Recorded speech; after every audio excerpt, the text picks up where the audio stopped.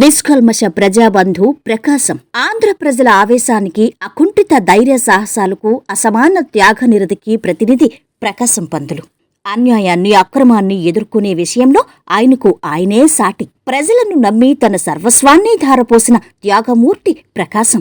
ప్రజలే ప్రకాశం, ప్రకాశమే ప్రజలని అనడంలో ఎలాంటి అతిశయోక్తి లేదు. ఆంధ్ర కేసరిగా కీర్తి గడించిన టంగుటూరి ప్రకాశం పంతులు గారు 1872 ఆగస్టు 23న నేటి ప్రకాశం జిల్లాలోని ఒంగోలు పట్టణానికి 20 కిలోమీటర్ల దూరంలో ఉన్న వినోదురాయనిపాలెంలో జన్మించారు. తండ్రి పేరు గోపాలకృష్ణయ్య, తల్లి పేరు సుబ్బమ్మ.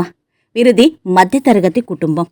చిన్నతనంలోనే తండ్రి చనిపోవటంతో బాల్యంలోనే ఎన్నో ఆటుపోట్లు, సవాళ్లు ఎదుర్కొన్న టంగుటూరి ప్రకాశం పంతులు ఇంగ్లాండ్ వెళ్లి బారిస్టర్ కోర్సు చదివారంటే అందుకు కారణం ఎమ్మినేని హనుమంతరావు నాయుడు గారు. ప్రకాశం పంతులు గారికి ఆయనే గురువు, మార్గదర్శి. ప్రకాశం పంతులు గారు 1907లో బారిస్టర్ వృత్తిలో ప్రవేశించి 1921 వరకు అంటే 14 సంవత్సరాల పాటు న్యాయవాద వృత్తిలో అంకిత భావంతో పనిచేశారు. అయితే బిపిన్ చంద్రపాల్ ప్రసంగాలకు ఆకర్షితుడైన ఆయన లక్నో ఒడంబడిక తర్వాత కాంగ్రెస్ పార్టీ మీటింగులకు తరచూ హాజరయ్యేవారు. ఆ క్రమంలో 1921 అక్టోబర్లో సత్యాగ్రహ ప్రతిపై సంతకం చేశారు. దీని ద్వారా న్యాయవాద వృత్తిని వదిలి పూర్తి స్థాయిలో స్వతంత్ర సమరంలో అడుగుపెట్టారు. పత్రికా స్వేచ్ఛ పట్ల ప్రకాశం పంతులు గారు ఉదారవాద దృక్పథాన్ని కలిగి ఉండేవారు. గ్రామీణాభివృద్ధికి ప్రకాశం పంతులు గారు ఎనలేని ప్రాధాన్యత ఇచ్చారు. స్వయం సమృద్ధి, స్వయం పాలన ఆధారంగా గ్రామాలు ఏర్పడాలని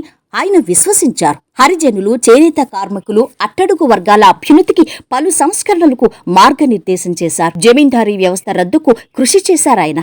1953 అక్టోబర్ 1న ఏర్పడిన ఆంధ్ర రాష్ట్రానికి తొలి ముఖ్యమంత్రిగా ప్రకాశం పంతులు సేవలు అందించారు. ఆయన ఆ పదవిలో కేవలం 13 నెలలు మాత్రమే ఉన్న రాష్ట్రాభివృద్ధికి అవసరమైన అన్ని చర్యలు తీసుకున్నారు. ఆ స్వల్పకాలంలోనే ఆయన 2000 మంది రాజకీయ ఖైదీలకు క్షమాభిక్ష పెట్టారు. శ్రీ వెంకటేశ్వర విశ్వవిద్యాలయాన్ని ఏర్పాటు చేశారు. తెలుగువారికి ఓ హైకోర్టును స్థాపించారు. పలు సాగునీటి ప్రాజెక్టుల నిర్మాణాలను చేపట్టారు. తిరుమల తిరుపతి దేవస్థాన నిర్వహణకు కావలసిన మార్పులకు శాసనబద్ధత కల్పించారు. విజయవాడ కృష్ణా బ్యారేజ్ నిర్మాణం కూడా ఆయన చలవే. కుట్ర రాజకీయాలతో ప్రకాశం పంతులు గారు పదవిని పోగొట్టుకున్నా వెనుకడుగు వెయ్యలేదు. ప్రజలే తన తోడుగా, నీడగా, వారితోనే ప్రకాశం పంతులు గారు మమేకమయ్యారు. 1955 నుంచి క్రియాశీల రాజకీయాలకు దూరంగా ఉండి ఆంధ్ర రాష్ట్రమంతా పర్యటించారు. ఆ పర్యటనలో భాగంగా ఒంగోలులో వడదెబ్బకు గురై హైదరాబాదులో చికిత్స పొందుతూ